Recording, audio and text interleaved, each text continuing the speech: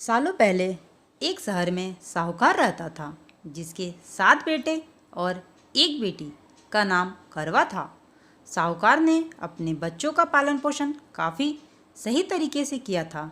सभी भाई अपनी इकलौती बहन को बहुत मानते और उस पर अपनी जान छिड़कते थे। उन्होंने उसकी शादी एक अमीर साहूकार के साथ एक सही तरीके से की। एक दिन करवा ससुराल से अपने मायके आई। सभी भाइयों ने उसका जोरदार स्वागत किया। उन्होंने पहले अपनी बहन को खाना खिलाया और फिर खुद खाया।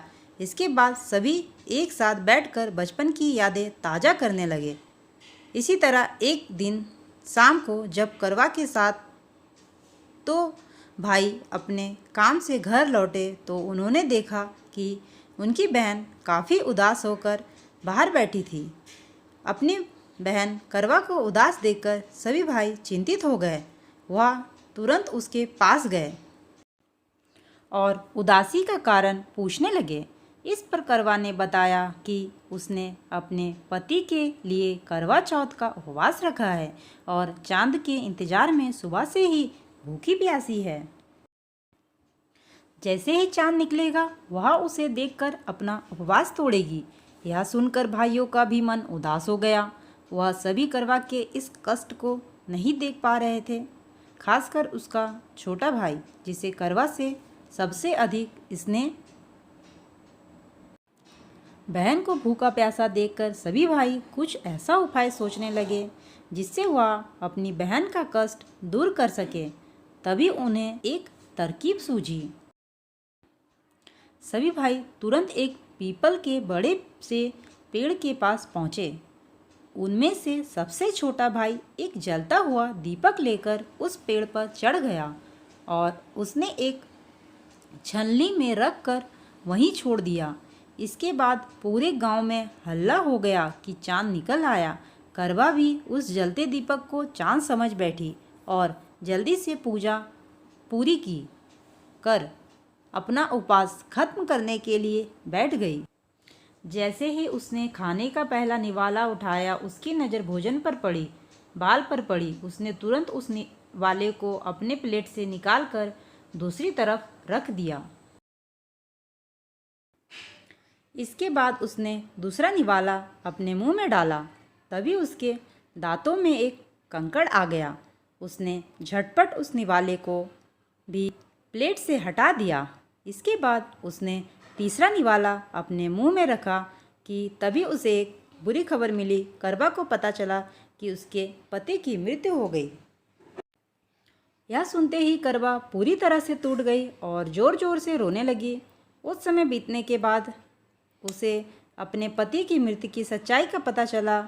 उसे जानकारी मिली कि उनके भाइयों के कारण उसने दीपक को चांद समझ लिया था और अपना उपवास खत्म किया था। इस वजह से देवता नाराज़ हो गए और उसके पति को मृत्युदंड की सज़ा सुनाई गई। सच्चाई का पता चलने के बाद करवा ने अपने पति का अंतिम संस्कार नहीं करने का प्रण लिया। देखते देखते 1 साल बीत गए। करवा अपने पति के मृत शरीर के पास ही बैठी रही। वह रोजाना अपने पति के शव को साफ करती और वहाँ उगने वाली घासों को भी हटाती रहती। 1 साल के बाद फिर से करवा चौथ का पर्व आया। हमेशा की तरह सभी महिलाएं इस व्रत को करने के लिए एकजुट हुए। इसमें उसकी 7 भाभी भी थी। शाम के समय पूजा समाप्त करने के बाद जब करवा की सभी भाभी उसके पास पहुंची तो उन्होंने करवा को आशीर्वाद मांगने को कहा। इस पर करवा ने सभी से एक एक करके अपने पति को जीवित करने का वरदान मांगा। करवा की यही मांग उसकी भाभी पूरी नहीं कर सकती थी। उन्होंने करवा को समझाया भी लेकिन वह नहीं मानी। फिर उसकी एक भाभी ने बताया कि उसके छोटे भाई की वजह से ही ऐसा हुआ तो उसकी छोटी भाभी ही इस स्थिति को ठीक कर सकती है। यह सुनकर करवा अपनी छोटी भाभी के पास गई और उनके पैर पकड़कर अपने पति को जीवित करने का आशीर्वाद मांगने लगी। पहले तो उसकी छोटी भाभी ने बहुत टाला, लेकिन अंत में उसकी छोटी भाभी ने अपनी तर्जनी उंगली को काटकर उसमें से अमृत की एक बूंद करवा के मृत पति के ऊपर डाल दी। जैसे ही अमृत की बूंद उसके ऊपर गिरी वह जिंदा हो गया और जय श्री गणेश के नारे लगाने पड़े।